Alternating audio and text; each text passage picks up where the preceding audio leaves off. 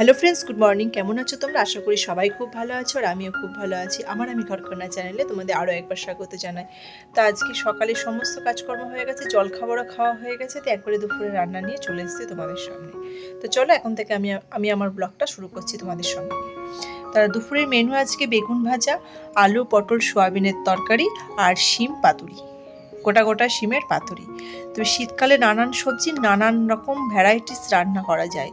আর গরমে তো ওই পটল ভেন্ডি খেয়ে খেয়ে এলে যাওয়া, কিন্তু শীতকালে দেখো ভ্যারাইটিস সবজি, এই পালং শাক, গাজর, বিনস, বিট, ক্যাপসিকাম, ফুলকপি, বাঁধাকপি, মানে বিভিন্ন শিম তো আছে, মানে বিভিন্ন ধরনের সবজি। তবে যে গরমকালে পাওয়া যায় না সেটা নয়, এখন সমস্ত সবজি গরমকালেও পাওয়া যায়, শীতকালেও পাওয়া যায়। তবে শীতকালের সিজনের জিনিস একটা খেতেই অন্যরকম স্বাদ।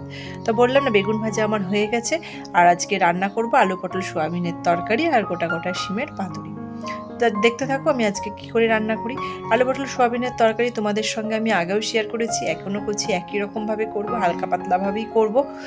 তা যত শীতকালে রিচ খাবে ঢাকাঢুকি নিয়ে শুয়ে তত গ্যাস হচ্ছে, এটাই হচ্ছে কথা। শীতের সিজন যেমন ভীষণ ভালো লাগে, মানে খেয়ে দিয়ে আরামদায়ক জিনিস একটা, গরমে যেমন একটা প্যাচপ্যাচানি জিনিস, সে জিনিসটা শীতকালে নেই। শীতের সিজনটা ভালো লাগে না এটা বলবো না, কিন্তু খেয়ে দিয়ে খেয়ে দিয়ে যে চাপা নিয়ে শোয়া হচ্ছে, একটা গ্যাস অতিরিক্ত শরীর কিন্তু খারাপ হচ্ছে। কেন বলো তো? চাপাচুপি নিয়ে শোয়া হচ্ছে ওই কারণে। আর আমি দেখো শিম পাতুরির জন্য কড়াইয়ে অনেকটা আজকে সর্ষের তেল দিয়ে শিম পাতুরি করবো, অনেকটা তেল দিয়ে দিয়েছি সর্ষের তেল। আর এদিকে বাটিতে নিয়ে নিয়েছি তোমার গোটা পোস্ত, কাঁচা লঙ্কা, আর হচ্ছে এদিকে সাদা সর্ষে। এই দেখো সাদা সর্ষে নিয়েছি, সাদা সর্ষে কালো সর্ষে মিশিয়ে নিলেও হবে। আর এদিকে পোস্তটা শিলেই বেটে নিয়েছি আর সর্ষেটাও বেটে নিয়েছি। আর এদিকে শিমটা যখন চাপিয়েছি তখন কড়াই তেল দিয়ে নিয়েছি, পাঁচফোড়ন আর শুকনো লঙ্কা দিয়ে নিয়েছি। এ দেখো শিমটা ভাজা ভাজা করে নিয়েছি, একটু পোস্ত দিয়ে নাড়াচাড়া করে নিলাম, দিয়ে একটু নুন, হলুদ, একটু কাশ্মীরি লঙ্কা, ব্যাস। তারপরে যখন হয়ে আসবে তখন সর্ষেটা বাটা দেবো। দেখো এখন হয়ে এসছে, পুরো মাখো মাখো হয়ে গেছে, এই কারণে সর্ষেটা দিয়ে একবার ফুটিয়ে নিয়ে আর এদিকে আর একটা ওভেনে কী করছি বলো তো, এটা গোটা পোস্ত আর একটু সর্ষের তেল দিয়ে গরম করে নিচ্ছি, নামানোর সময় দিয়ে নামিয়ে নেব। দেখো দেওয়াও হয়ে গেল, খেতে বেশ একটু সুন্দর ঝাঁঝ বেরোবে সর্ষের তেলটা তো নামানোর আগে, ওই কারণে গোটা পোস্ততে আর সর্ষের তেলে একটু গরম করে নিলাম। পোস্তটা ফুটে ফুটে উঠবে, ফুট দেবে, তখন নামিয়ে নিতে হবে। দেখো আমার পুরো শিম পাতুরি রেডি, দেখে খুব লোভনীয় হয়েছে। আমার ছেলে বলছে কি দারুণ লাগছে দেখতে, দেখে মনে হচ্ছে ইলিশ মাছের ভাপা করেছো মা। ইলিশ মাছের ভাপা বলেই শিম পাতুরি খেয়ে নাও। কী বলো তো, আমার ছেলে সাধারণত সবজি খেতে চায় না, আমি এইরকমভাবে এটা ওটা করে খাওয়াই সবজি, যে পেটে ঢোকা নিয়ে কথা, ওই কারণে ওইভাবে খাওয়াই। আর এদিকে কী বলো তো, আর এখন না আমি শীতকালটা কী বলো তো 12 মাস জুতো পরেই চালিয়ে যাই, এত ঠান্ডা সান না, পা দেওয়া যাচ্ছে না, কনকন করছে। ওই জন্য 12 মাস আমি এই শীতকালটা ভোর এখন এই জুতো পরেই কাজ করব। আমি নয়, মাও কাজ করে, আমিও করি, আমাদের সবারই না ঘরে জুতো আছে। কী বলো তো, নয় মোজা নয় জুতো, কি মোজা পরে তো সবসময় কাজ করা যায় না, ভিজে যাচ্ছে রান্নাঘরে, এই জুতোটাই হচ্ছে সব থেকে বেস্ট। ওই কারণে গ্যাসটাও মোছা হয়ে গেছে, এদিকে রান্নাঘরটাও মুছে নিলাম, এরপর পরপর করে সমস্ত ঘরগুলো একবার করে মুছে নেবো। কী বলতো, সকালের দিকে অতটা সময় পাওয়া যাচ্ছে না, একটু দেরি করে ওটা হচ্ছে, দিয়ে মানে একটু কোনো রকম ঘরে একটুখানি নেতা দেওয়ার মতন দিয়ে নিয়ে তারপরেই স্নান করার আগে সমস্ত কিছু পরিষ্কার করছি। জানো তো কী করবো, ছোটো দিনের বেলা হয়ে যাচ্ছে আর উঠছি যেন 8টা বেজে যাচ্ছে, 8টাতেও মনে হচ্ছে যেন বাইরে অন্ধকার লাগছে। তবু কী বলো তো, এই বছরে এখনও কুয়াশাটা সেরকমভাবে দেখা যায়নি, মানে হয়নি কুয়াশা, এখনও আসেইনি বললেই চলে। যখন কুয়াশা আসবে তখন তো মনে হবে 9টাতেও যেন ভোর। তা যাই হোক, দেখো কথা বলতে বলতে আমার বেসিনটাও পরিষ্কার করা হয়ে গেলো, এদিকে ডাইনিং টেবিলটা আবার একবার মুছে নেবো। ডাইনিং টেবিলটা পরিষ্কারই থাকে, যতবার একবার করে আমি বেসিন পরিষ্কার করি ততবার একবার করে এই শুকনো ন্যাকড়া দিয়ে মুছে নিই। তারপর ডাইনিং টেবিলটা পরিষ্কার করা হয়ে গেছে। কী বলো তো, বোতলে আজকে জল নেই, আর জল থাকলে কী হচ্ছে বলো তো, প্রতিদিনকার জল যদি না ভরা হচ্ছে না, ঠান্ডা হয়ে যাচ্ছে, খাওয়া যাচ্ছে না, টাটকা জল ভরে নিচ্ছি। আর গরম হলে তো সেটা তো চাপা দিয়ে রাখতে হচ্ছে ভিজে গামছা, সেই জিনিসটা তো এখন আর হবে না, এখন মনে হচ্ছে যেন গ্যাসে ফুটিয়ে নিয়ে খাওয়া ভালো, খেতে হবে এমন ভাব হচ্ছে। তা ফুটাতে আর হচ্ছে না, প্রতিদিনকার জল ধরে নিচ্ছি। এদিকে জলটা ভরা হয়ে গেল কলতলায়, আর এদিকে দিয়ে ঘরগুলো ঝাড় দিয়ে একবার মুছে নেবো চট করে, তাহলেই আমার কাজ কমপ্লিট হয়ে যাবে। আর এই শীতকালটা কী বলো তো, গোবরসোনাকে আমি প্রতিদিন স্নান করাচ্ছি না। যাই হোক, আমার নিরামিষ গ্যাস না নেই, আমার ওই একটাই ওভেন, ওই কারণে গোবরসোনার জল গরমটা করা হচ্ছে না, ওই জন্য গোবরসোনাকে না স্নান করানো হয় না শীতকালটা, খুব কম। যদি আমি মানে খুব যখন রোদ ওঠে না, কি বলো, তার সময়ও হচ্ছে না, একটু রোদে গরম জল দিয়ে গোপুসোনাকে চান করাবো, সেটা না আর হয়ে উঠছে না। ছোট দিনে বলছি না, আমি নিজেই উঠছি 8টায়, দিনে সমস্ত কাজকর্ম করতে করতে আমার ভীষণ দেরি হয়ে যাচ্ছে। ওই কারণে আর গোপুসোনার না যত্নটা নেওয়া হচ্ছে, স্নানটা করানো হচ্ছে না। দিয়ে আমার ছেলে বলছে, মা ভাইকে একবার স্নানটা তো করাতে হবে। শীতাল, হ্যাঁ করাবো, রোদে একটু গরম জল করে নিয়ে স্নান করাতে হবে।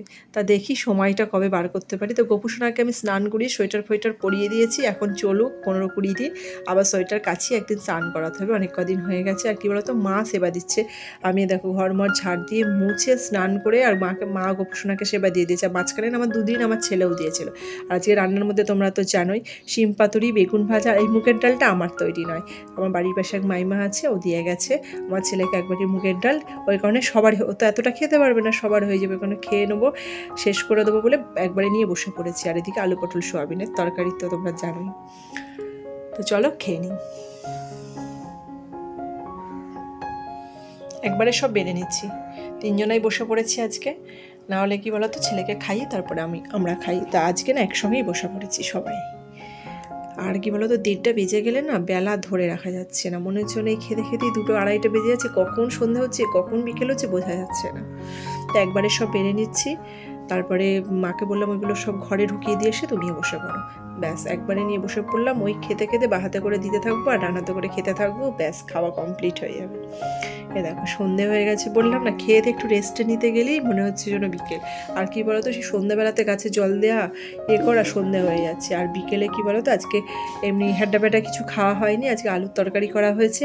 আর ও মুড়ি খাবে বললো, এই কারণে আলুর তরকারি দিয়ে মুড়ি খাচ্ছে। আর আজকে ওর বাবা বাড়ি আসবে, ওই কারণে আলুর তরকারিটা আরও করা হয়েছে, কারণ কখন ভাত খেয়ে বেরিয়েছে, এসে মুড়ি খাবে, মুড়ি খাই প্রতিদিন, ওই জন্য আমি একটু আলুর তরকারি করে নিয়েছি। আর এদিকে কি বলতো, আমি অতটা মুড়িটা খেতে ভালোবাসি না, ওই কারণে আমি কী করছি বলতো, আজকে রাতে রুটি খাবো বলেছে আমার হাজব্যান্ডও বলেছে, সবাই বলেছে। আজকে রাতে তো আমি বেশিরভাগ রুটিই খাচ্ছি এখন শীতে, আমি খাই কিন্তু সবাই খেতে চায় না, মাও খেতে চায় না ঠিক মতন, আমি খাই বলে মাও খাই, আমার ছেলেও অতটা পছন্দ করে না।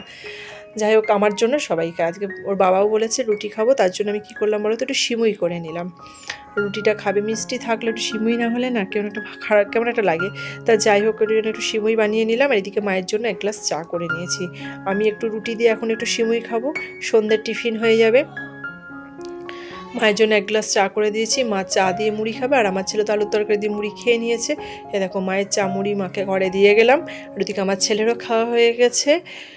আর এদিকে আমি দেখো মা কিন্তু আটা মাখিয়ে কাজে গিয়ে রেখেছে। কী বলতো, মা বিছানায় উঠে যাবে, তখন না উঠে এসে শুয়ে এসে আর ভালো লাগবে না আটা মাখাতে, ওই জন্য মা একবারে মাখিয়ে টাকিয়ে তবে বিছানায় চলে গেছে। আর এই জন্য আমি একটা লেচি নিয়ে নিলাম, এখন সন্ধেবেলায় তো আমি একটাই বাটার দিয়ে খাবো, বাটার দিয়ে রুটিটা একটু সেঁকে নেবো। এই দেখো বাটার দিয়ে নিলাম, দিয়ে একটু সেঁকে নেবো, দিয়ে একটু সিমই নিয়ে নেবো, ব্যাস আমার সন্ধ্যের টিফিন হয়ে গেল। এখনও হাজব্যান্ড বাড়ি আসেনি, বাড়ি আসতে আজকে একটু দেরি হবে, তাই ও বাড়ি আসতে আসতে 7:30 বেজে যাবে, ওই কারণে আমিও খেয়ে নিলাম।